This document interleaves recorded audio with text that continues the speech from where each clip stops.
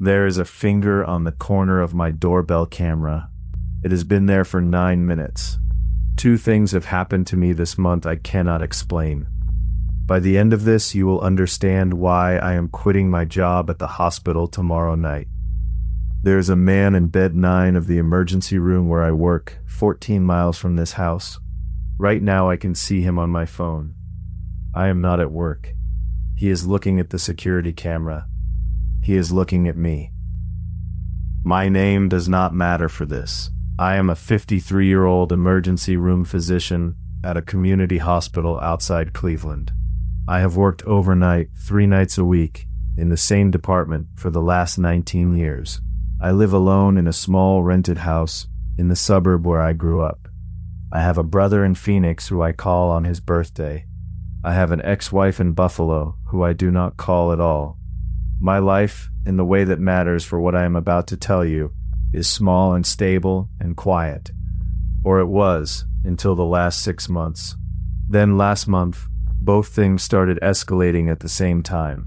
And now I am sitting in my bedroom with my phone in my hand and my back to the door and a glass of water I have not drunk on the bedside table, and I am writing this down so that someone has it. I want to start with the house, because the house started first. I bought a smart doorbell on a Thursday in October, 2.5 years ago. The reason is small, and you can decide for yourself how much weight to put on it. My neighbor's house, the small brick rancher 2 doors down, an older woman named Joyce, was broken into in the middle of the afternoon while she was at the dentist. Whoever did it knew her schedule. They did not take much. They took the wedding ring she kept in a small dish on her dresser. They took her late husband's pocket watch from the top drawer of his nightstand. They left a smell behind in her bedroom. Joyce told me that part standing in my driveway the next morning, crying, and I think about it more than I should. She said a man had stood in her bedroom while she was at the dentist, and she could smell him. I came home that night, and I bought a smart doorbell. I installed it myself. The instructions are simple. The doorbell records motion and sends a notification to a phone app. You can watch the live feed anytime you want. I have watched the live feed on average 3 times a night, every night, for 712 nights. I have an app on my phone that counts it. I am not going to pretend that is a normal amount. For the first 628 nights, the doorbell recorded the things you would expect it to record. The mail carrier in the afternoon, my neighbors walking their dogs. Once, a teenager from down the street trying to ring my bell and run, which I watched after the fact and laughed at and felt human about for 40 minutes.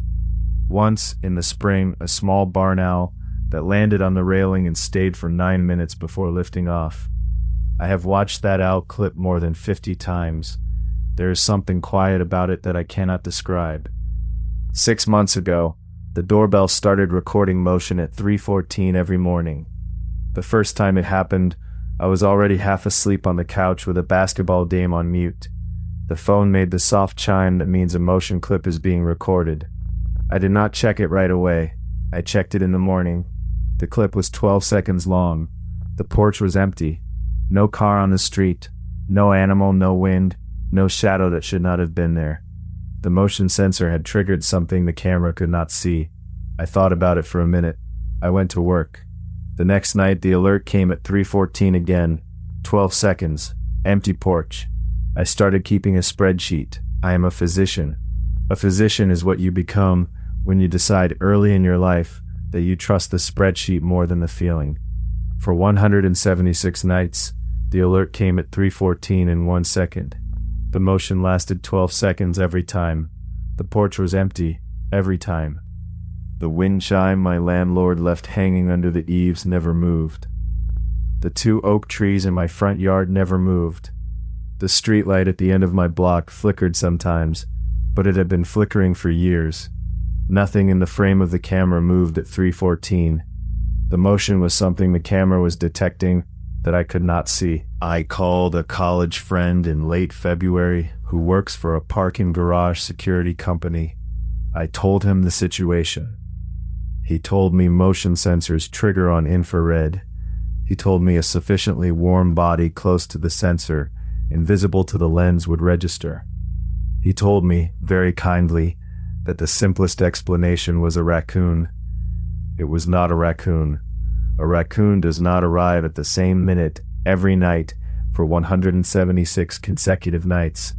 A raccoon does not stand still on a porch for exactly 12 seconds and then leave without leaving the porch in any direction the camera can show.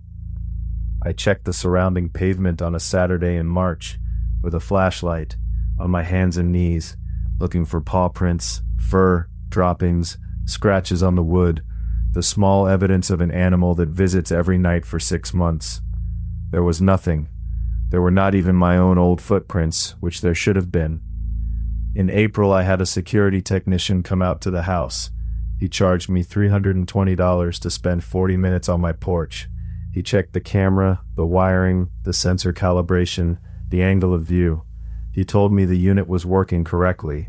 He told me sometimes residential infrared sensors trip on temperature differentials at certain hours of the morning, a sudden cold pocket of air against warmer siding. He told me to try elevating the unit by 6 inches. I paid him. I did not move the unit. After night 176, the alerts started escalating. Night 177 was a Wednesday. I was sitting at my home desk, in the corner of the bedroom, with my back to the door of the bedroom and the door of the bedroom open onto the dark hallway. I was writing a procedure note for a patient I had seen the night before. The alert came in at 3:14 and 1 second as always. I picked up my phone with my left hand to glance at the live feed. I felt breath on the back of my neck. Real breath. Warm, slow, regular. The kind of breath a person makes when they are standing close to another person and trying not to be heard. It started about a second after the alert, and it continued for the full 12 seconds the motion clip was running. I did not move. I held the phone exactly where I had been holding it, and I looked at the live feed on the porch. The porch was empty, of course, and I counted to 12 in my head, and at exactly 12 the breath stopped. I sat at the desk for another 40 minutes before I turned around. There was nobody behind me. The hallway was dark. The bedroom door was open. I closed it. I went to bed. I slept for 2 hours. Night 180 was a Saturday. I was reading in the same chair, in the same position, when the alert came in. This time, something rested its hand on the back of the chair. I want to tell you exactly what that felt like, because it is the part I have thought about every day since. The chair I sit in is an old wooden swivel office chair my father bought in 1992. It has a high back. The back of the chair has a rounded wooden top about 3 inches in width. When someone, a person, rests a hand on the top of that chair, the chair tilts back, very slightly, on its swivel base. I am familiar with that exact sensation because for 10 years, my ex-wife used to come stand behind me when I was reading at that desk and put her hand on the top of the chair to read over my shoulder. The chair tilts back, the wood creaks once, and the small change in weight settles. That was what I felt at 3:14 and 2 seconds on the 180th night. The chair tilted back, the wood creaked, the weight settled. I did not turn around. The weight stayed for the entire 12 seconds. At 12, the chair released. I sat at the desk for another 2 hours without moving. I did not turn around until I heard the heater click on in the living room and remind me what time of the morning it was. The next morning I drove to work. I told nobody. I am a doctor in an emergency room. The people I work with deal in physical things. Bones, blood, breath, the small electrical patterns of the heart. I knew what I would sound like if I told anybody that something with weight had stood behind my chair at 3:14 in the morning, so I did not tell anybody. That same week I made one phone call I want to admit to. I called my brother Daniel in Phoenix. Daniel is younger than I am. He is a contractor. He is the practical one in the family. I called him on a Thursday afternoon when I knew he would be on a job site and would have to keep the call short. I told him I had been having weird sensations at home at night. I told him I had been seeing things on the doorbell camera I could not explain. I told him I thought I might need to talk to somebody. Daniel listened. Daniel said in a voice he uses when he is trying not to sound concerned. "Have you been sleeping?" I told him I had been sleeping fine. We both knew I was lying. He told me to come visit, that he had the guest room set up, that the dog would love me. I told him I would think about it. I have not been to Phoenix. Night 183 was when she spoke. I was in bed. I had given up sitting at the desk during the 3:14 window. The chair episode had ended that. So I was in bed, on my back, with my phone in my hand, watching the live feed. The alert came in.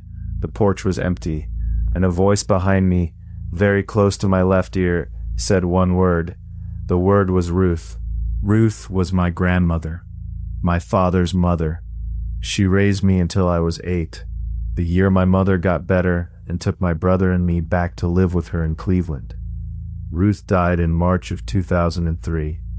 I have not heard her name spoken aloud in more than 20 years. I do not speak about her, ever. I do not even know if my own brother remembers her, because he was 3 when we left her house, and we have never talked about it.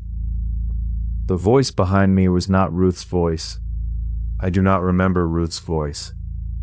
The voice was a voice I had never heard before, low, female, neither old nor young, and it said the name in a tone that I can only describe as recognition.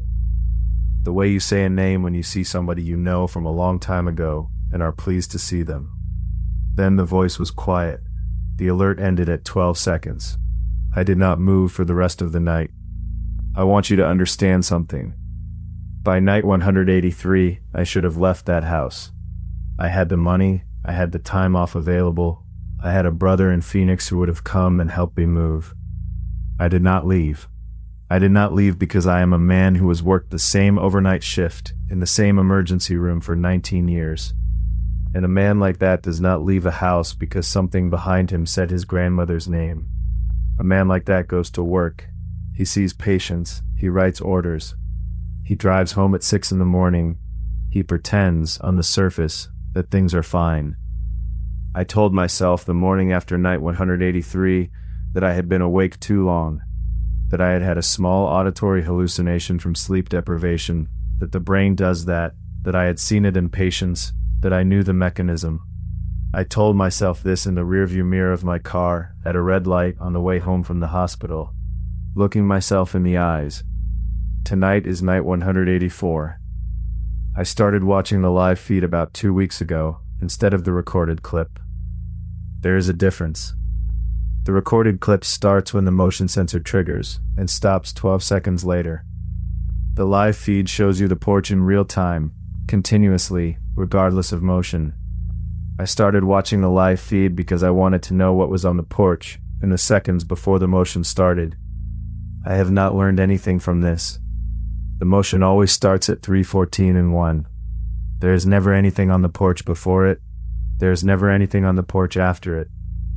Tonight the alert came in at 3:14 and 1 second, exactly as it has come in every night for 183 previous nights. The motion lasted 12 seconds. The porch was empty for the first 11 seconds. Then in the bottom right corner of the frame, a finger appeared on the lens. It is the last knuckle and the fingernail. It is pressed against the outside of the glass. The skin is pale, the kind of pale that has not seen sunlight in a long time. The fingernail is bitten short. The cuticle is rough. It is not moving. It has not moved since the moment it appeared. The alert ended at 12 seconds. The finger stayed. The doorbell did not record any new motion because the finger was not generating any new motion. It was simply there. I have been watching it for 9 minutes. I am going to put the phone down. I am going to walk to the front door. I am not going to open the door. I am going to look through the peephole. If there is a person standing on my porch, they will be standing close enough to the door for me to see their face. If there is not a person on my porch, then I am going to have to decide what the finger is. I am writing this on my laptop in my bedroom while I do it. If something happens between now and the next paragraph, the laptop has been recording the room audio. I am walking. I am in the hallway. I am at the door. I am looking through the peephole. The porch is empty. There is nobody there. The mat is in its usual position. The shadow under the light is the shadow under the light. The wind chime is not moving. There is nobody on my porch, and there has not been anybody. The live feed on my phone confirms this. The corner of the lens is clear again. The finger is gone. The alert log does not show any new motion. There has been no second motion event. There has been no person on my porch tonight. I have turned around to walk back to my bedroom. The living room is between me and the bedroom. The television in the living room is powered down. The screen is the kind of glass that becomes a mirror in the dark, and from the angle I am walking at, the screen is reflecting the dark hallway behind me. In the reflection of the television screen, behind me, just inside the dark hallway, very close to where I am standing, there is the shape of a man. He is taller than I am. He is standing about 2 feet behind me. He is wearing what looks like a long coat. His hands are at his sides. I cannot see his face. The reflection is dark, and the angle is wrong, but he is facing me. I have turned around. The hallway is empty. There is nobody there. The light from the kitchen is spilling into the hallway, in the way it always does. The bedroom door, which I left open, is still open. There is nobody in the hallway. There has been nobody in the hallway. I have walked into the bedroom. I have closed the door behind me. I have locked it, which I have never done before. I am sitting on my bed with my back against the headboard and the laptop on my knees and my phone in my hand. The finger has not come back to the doorbell camera. The clock on the laptop says it is now 4:11 in the morning. I am going to leave the house at sunrise. I have not decided where I am going. That is what happened at the house. If this is getting under your skin, there's a new one of these here every night. Subscribe and stay with me, because the second thing has been happening for longer than the first thing, and I think it has gotten worse. The community hospital where I work is small. We have a single-story emergency department, with 8 beds in the main treatment area, 4 trauma bays in the back, a smaller observation room with 2 beds, and a triage desk with 3 chairs for walk-ins. The main treatment beds are arranged in a U-shape around the central nurses' station. Bed 1 is on the left as you walk in. Bed 8 is at the far end of the right side. The wall at the far end of the room, the wall behind beds 4 and 5, is the wall that backs onto the morgue corridor. There is no bed 9. I have worked in this department for 19 years. I know every bed, every monitor, every piece of equipment on every wall. I know the temperature settings. I know which fluorescent tubes have been flickering for the last 3 years that nobody has gotten around to replacing. I know the night cleaning crew. I know what the room smells like at 4 in the morning when there is nobody in any of the beds. There is no bed 9. There has never been a bed 9. 3 weeks ago on a Tuesday overnight, I walked into the main treatment area at about 2 in the morning on my way back from the trauma bay. The department was quiet.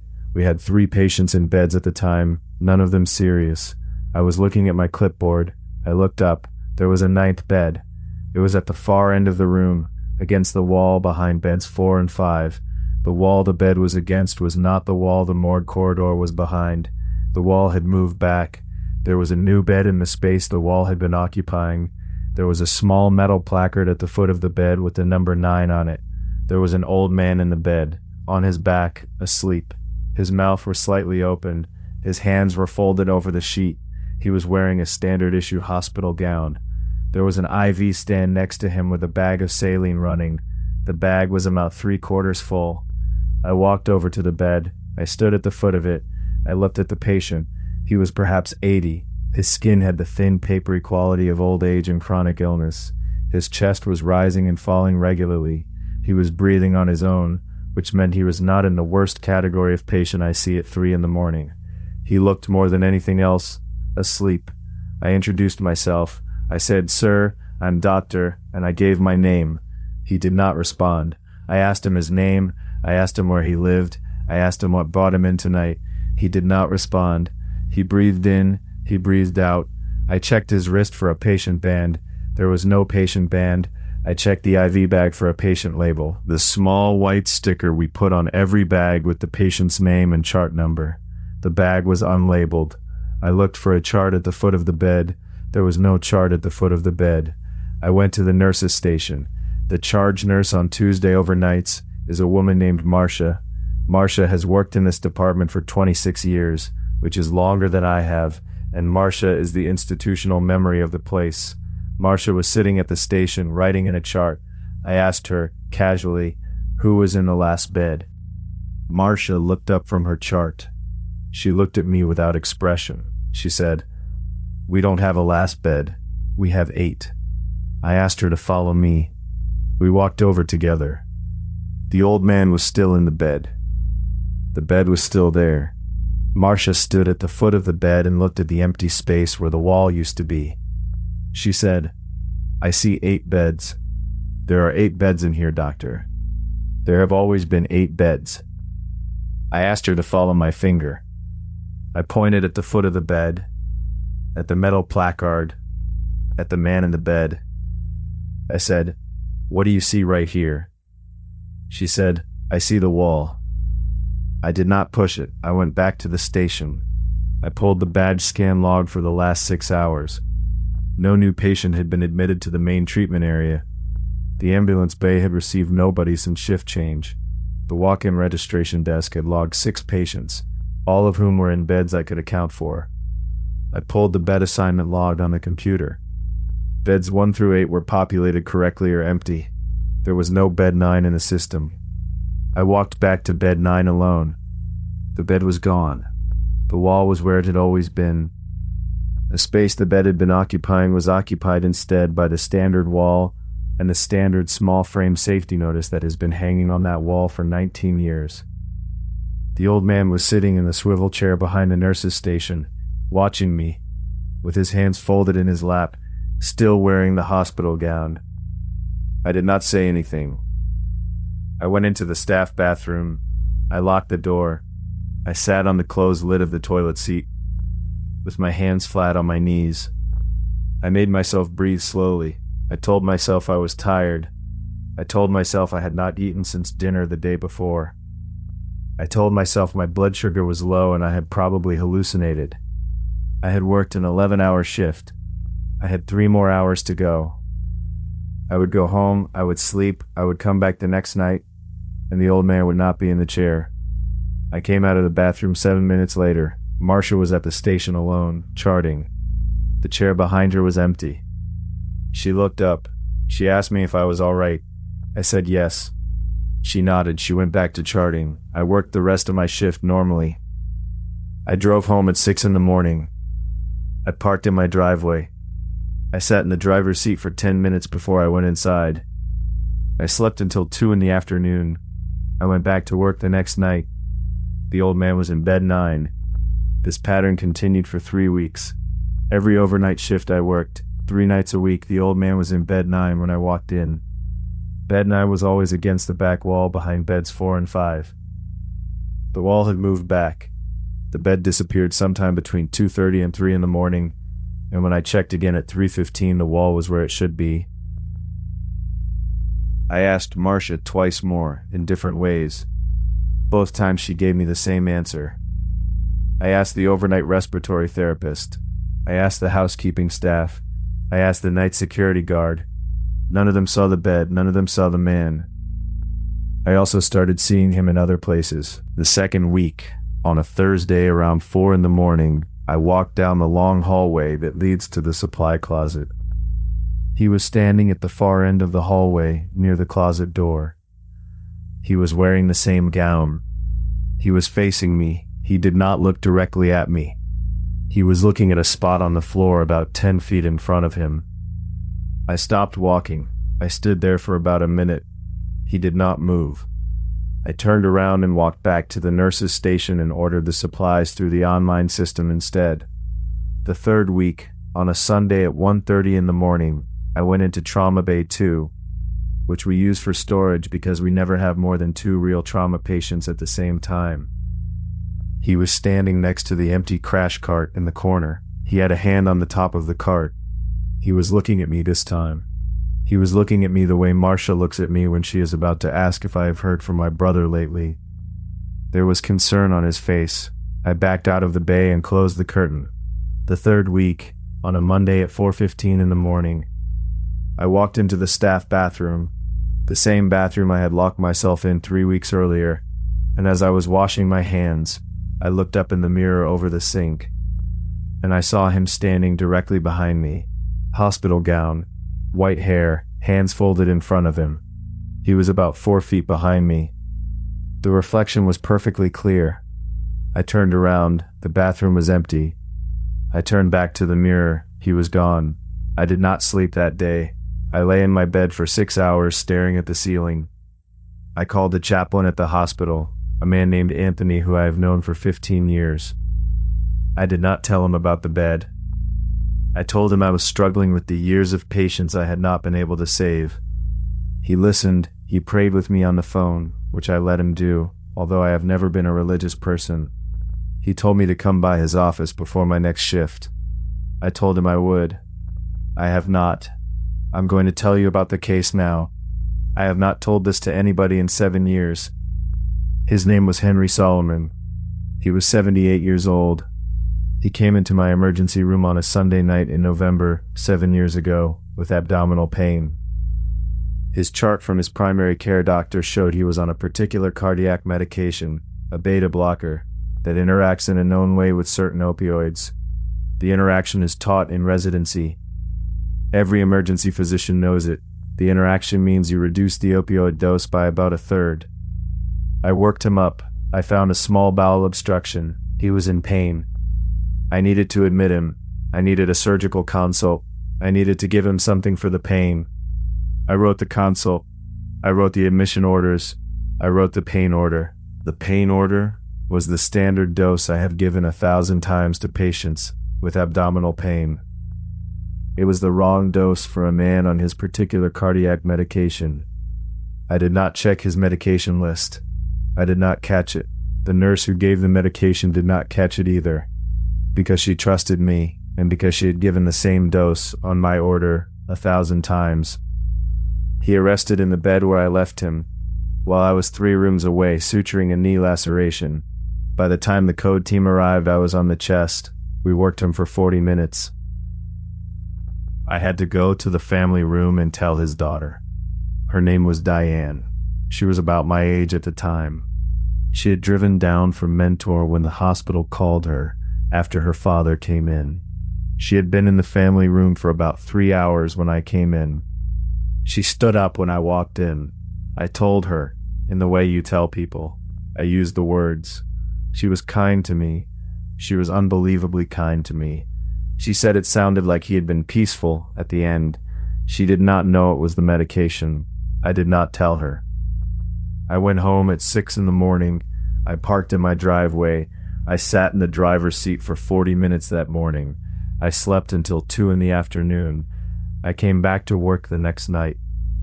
I have written orders in the 7 years since on approximately 55,000 patients. Henry Solomon is the patient I think about every single night before I fall asleep. In bed 2 nights ago. I am telling you everything now, in the order it happened. Henry Solomon was awake. He was sitting up. He was looking at me. He said in a voice that was perfectly normal, perfectly human, "I have been waiting for you to notice me." I knew him immediately. The face was the same face I had seen on the gurney 7 years before. The same white hair, the same papery skin on the back of his hands, the same gown. The voice was the voice he had used in the workup when I had asked him to rate his pain, and he had told me in a quiet voice, 7 out of 10.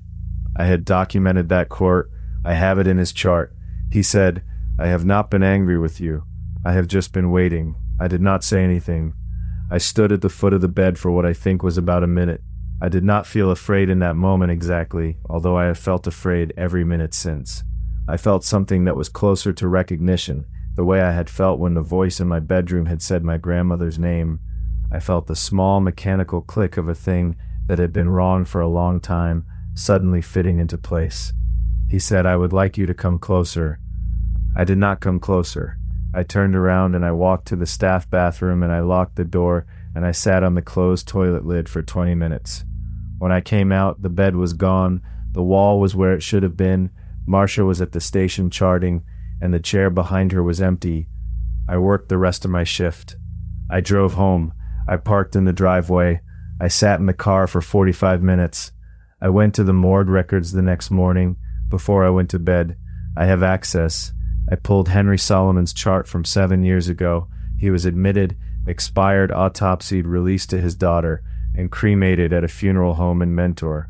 His ashes were shipped in a cardboard box to his sister's address in Akron in late November of that year. None of this is in question. He is not in the building. He has not been in the building for 7 years. I worked last night.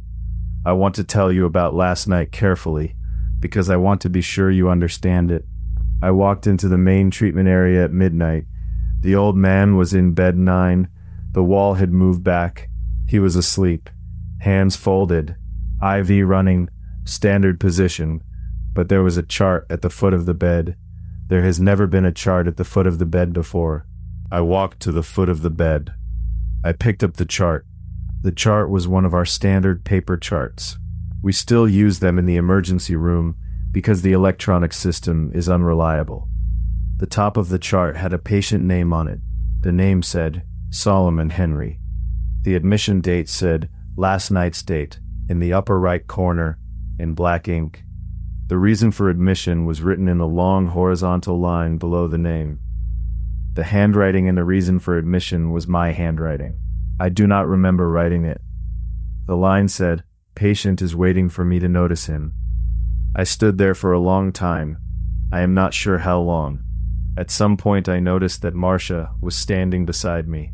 She was looking at the chart in my hands. She said, in a voice that I think was the kindest voice I have ever heard her use, "Doctor, that's the third one this week. You should go home." I asked her what she meant. She looked at me. She said, "I keep finding charts in your handwriting at the back of the room, on a bed I cannot see. I have been throwing them away. I did not want to scare you. I thought you were tired." I asked her if she had read them. She said yes. She said the first one was a note that said, "He is still in pain." She said the second one was a note that said, "I am sorry." She said the third one, the one I was holding in my hand, was the one I am holding in my hand. She said, "Doctor, please, go home. I will tell the morning team you went home sick." I gave her the chart. I drove home. I sat in the driveway for 45 minutes. I went inside. The doorbell had not recorded any motion at 3:14 because I had been in the car at 3:14 watching my driveway. I went upstairs. I sat at my desk. I have one shift left this week. It is tomorrow night. I have already called my brother in Phoenix. I am leaving in the morning. I'm not going to work tomorrow. I am not going back to that hospital. I am not coming back to this house. I am telling you this because I have spent 30 days trying to make these two things connect. The finger on my doorbell, the man in bed 9, and I cannot. They have nothing to do with each other. I do not believe in coincidence. I do not believe two unrelated impossible things can happen to the same man in the same month. And yet, after 30 days, I have to tell you that I think it is exactly that. Two unrelated impossible things in the same month to me, which means there are not just two of these things. There are at least two. There may be more. If you have a theory about either of them, or both, I'm going to read the comments. If you want another one of these tomorrow, subscribe. I am told there is a new one here every night, although tomorrow I will not be the one writing it. The finger has been on my camera, intermittently, for 2 hours and 41 minutes now. It is on it again as I write this. I'm going to put the phone down and pack a bag.